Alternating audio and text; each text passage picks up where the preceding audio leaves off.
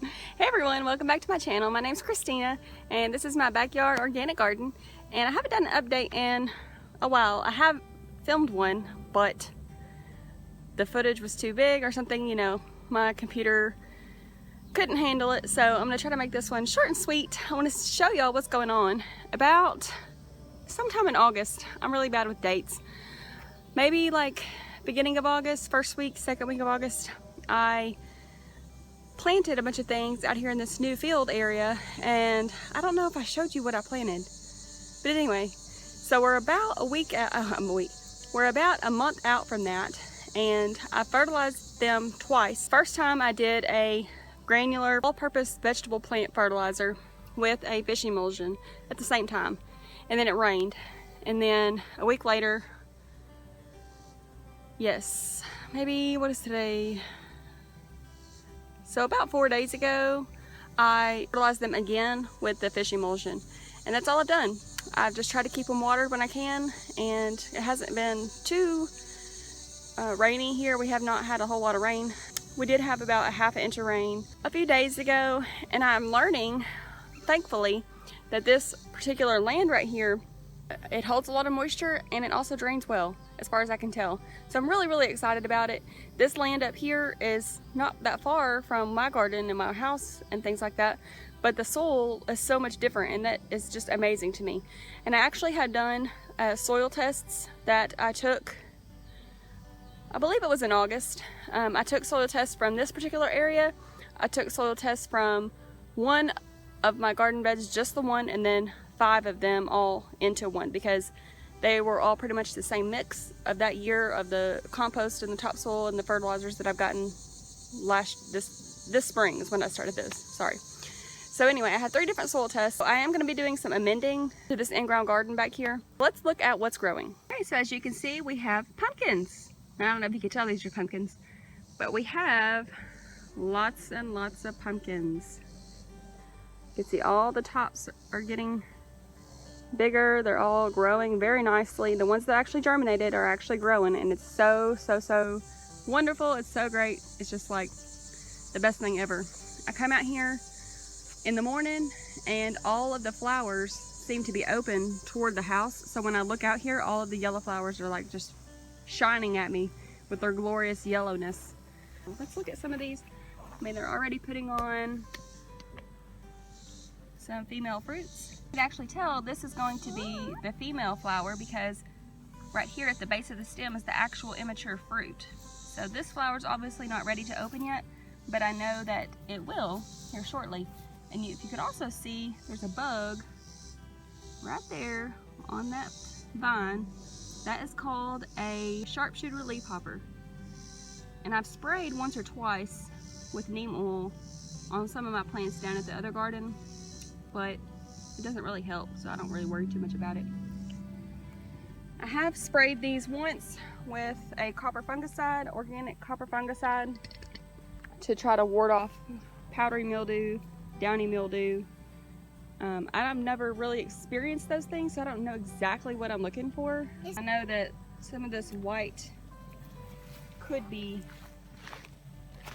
that. I don't really know. I think this is the way the actual vine is supposed to look.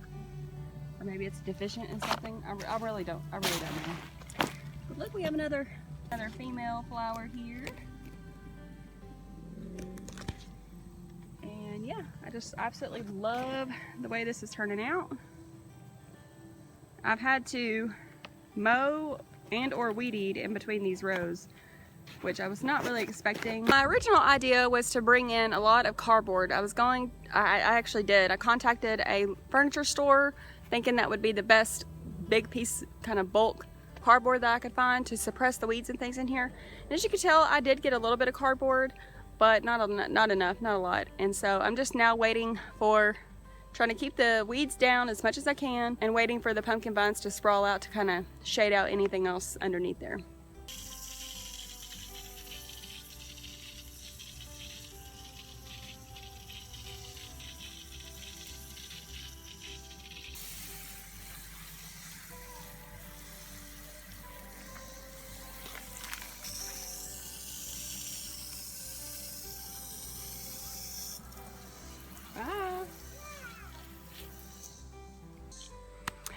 Alright y'all, so we are down here in the kind of vegetable garden area. I have 6 raised beds.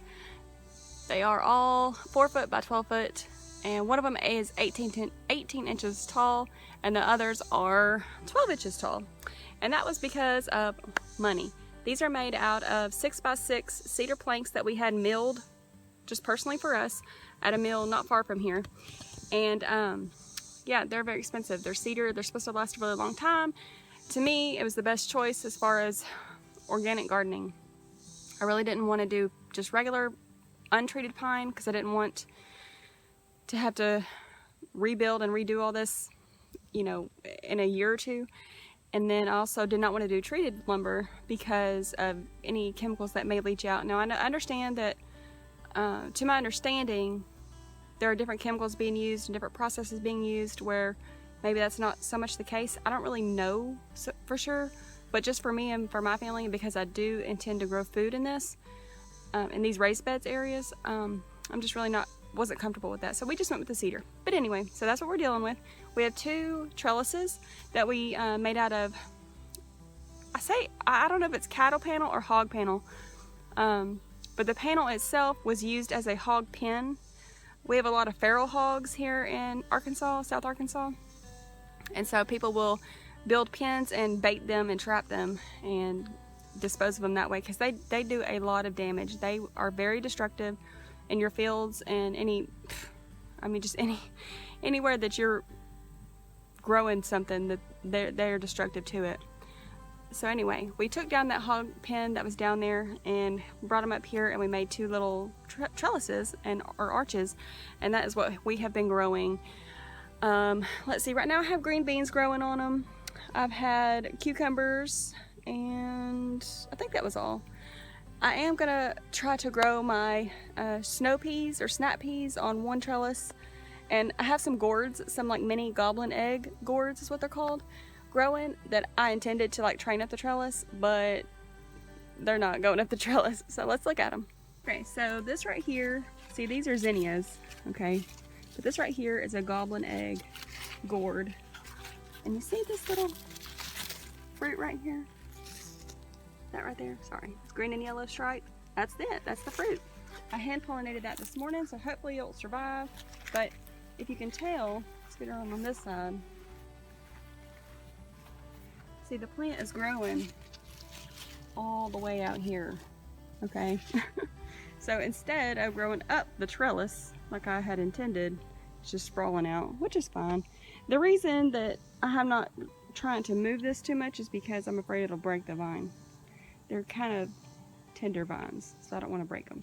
But this is my giant golden yellow zinnia, I think is what it's called. It's really pretty. It's my first one. Here's the second one. That one is ready to cut because it's not too wobbly. When you shake it like that, it's kind of stiff, so you know it's not ready to cut. But I'm trying to make this short and sweet, so let's just start over here. Okay, we have our stalk. It's a flower, our cat's purple stalk. We have 5, 1, 2, 3, 4, 5 that actually came up and survived. In this area right here beside the marigold, I sowed some pelletized carrot seeds, and I don't think they've come up yet. I think maybe, oh, let's look, guys. But it might be carrot. Let's see, where'd it go? You see it right there? There's one, and there's another one. So maybe we got some of that. I did sow some cilantro. That is what that is right there. I sowed cilantro in that area and dill in this area, and I think I have some dill coming up. You see right there. Very good. I have some more carrot seeds that I sowed kind of in this area, and those have not come up yet. These seeds that I'm talking about right now, I actually sowed those 3 weeks ago or 4 weeks ago. It was still really hot outside, and of course they haven't germinated because it's been so hot and it's been dry. You know, I hand water all this, and so things dry out. But I just wanted to make a note that, you know, you can throw seeds out there and they will germinate when they're ready to germinate. I've had this happen in multiple places where I sowed a bunch of seeds at one particular time that was the correct time of the year, right temperature, right, you know, light situation, all of those things. And some of those would germinate, not all of them, but then I would harvest whatever was there, and then when the temperature cooled back down or whatever it needed, warm back up, those seeds that never germinated before actually germinated, and they're growing. Like right now, I have carrots growing in this pot that I just harvested a carrot out of, and it was the only carrot that came up, but it's gone, and now its brothers and sisters are coming up. Look. Isn't that fabulous? I did not sow those seeds. I did not sow those, like, you know, within the last couple of weeks. I sowed those several months ago. So I just want to encourage you that if you put it out there, it's gonna grow. Like, it's gonna grow. And now, that's not the true with everything, but just most things, it's gonna grow eventually, right? It may not be the time that you want it to grow, but it'll grow. So anyway, I've got a few zinnias. These are the Queen Lime zinnias. Me talking about growing, I seeded these things twice here, like all over here, and only 3 plants came up. So we'll see. But you can see I'm almost about to have a bloom. Several blooms here. I got my basil. Okay, we just looked at that. We have our mint still. We have our sage. This is Burns lemon basil. It's the lemon basil from Johnny Seeds. This is cinnamon basil. You can tell it's a little bit more like purple. It has more purple veining, and the stem is a little bit more purple. Smells so good. We have more cinnamon basil, and I have pinched most of these, and that's why they're kind of bushing out and growing. Right there. I transplanted these marigold plants just a couple days ago. You can see they're not doing great. They're not dead yet, but they're not doing great. I just needed them out of my other bed, this bed right here. So I have these little baby basils over here as well, and those marigolds were flanking this basil, and so it wasn't getting big at all. It wasn't getting enough light. Obviously, because this is a lot bigger and did not have basils blocking the sun, and that one's obviously a lot smaller. So there's your side-by-side comparison for that. Alright, let's look at this mess. This drives me crazy, a little insane. Look at all the nasty disease on it. Ew, gross. I'm trying not to touch this thing at all. But the reason I'm leaving it here is because I want the seeds. I'm kind of tired of buying seeds. They're expensive, and I want to save some seeds. So as you can see, like this one has already died back, and I will be harvesting seeds from that. So that's why I'm not really cutting off of this anymore. This is probably my favorite color. It's peachy orange. It's a little bit darker than what it really is, but oh, so beautiful. So beautiful. Look at that. I have my polar bear zinnias, the white ones from Baker Creek. Another one. And this, I believe, is King Orange zinnia. Bright orange. Heirloom seeds. Pretty. Oh, I missed my beans.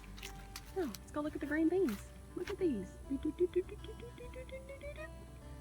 Got 3 plants here, and they are loaded with blooms. Look at all of these blooms. Aren't those beautiful? So pretty. So romantic looking. Not with that tarp in the background. Okay. So romantic looking. I love it. Look at that cluster. Every single one of those flowers is going to be a bean, hopefully. And see, here's one that's actually growing. Not very big, but they're growing. Hopefully they'll ripen and, well, not ripen, hopefully they'll mature. We can actually get some green beans this year. Few more things, and that'll be kind of it for the tour. But we have our Sugar Baby Rush watermelon. It is getting pretty big. I mean, it's about a 2 foot, 3 foot diameter. It was supposed to be getting. Let's see, I don't have any right there.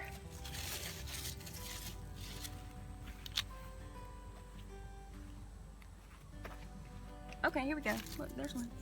See that baby watermelon? It's already been pollinated. I hand pollinated it yesterday or the day before. So hopefully we'll get at least one watermelon. And you know, I can smell these snapdragons. You see these beautiful pink snapdragons? These are called apple blossom snapdragons. And I started these from seed in the spring, and they have lived through the summer with fertilization and water and all of that. And now they're putting on another flush of blooms that look wonderful, and they smell so good. They're called Apple Blossom Snapdragons, and they're so lovely. I love them. And this is my corn that I planted back in late June, early July.